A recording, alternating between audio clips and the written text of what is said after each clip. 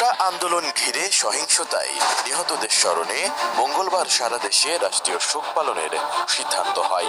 এদিন জনগণকে কালো ব্যাজ ধারণ করার আহ্বান জানায় সরকার।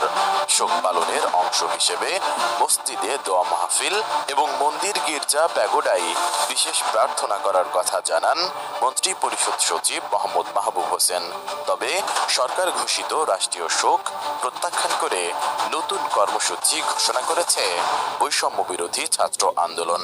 কি তাদের সেই নতুন কর্মসূচি?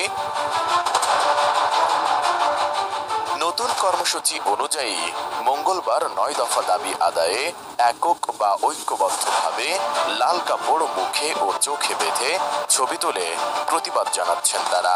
পাশাপাশি অনলাইনে সেগুলো প্রচারও করছেন।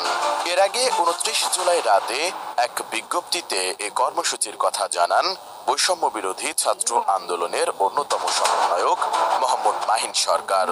ঢাকার জন্য কালকে তারা রাষ্ট্রীয় শোক ঘোষণা করেছে। আপনারা সবাই জানেন যে শোকের প্রতীক হলো কালো, কিন্তু আমাদের প্রতীক কিন্তু কালো নয়, আমাদের প্রতীক লাল।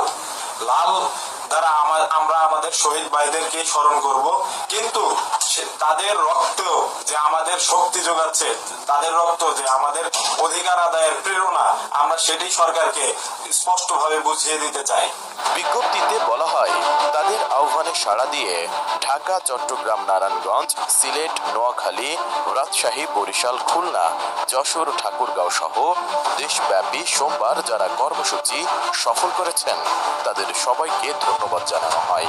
একই সঙ্গে বৈষম্য বিরোধী ছাত্র আন্দোলনের দাবি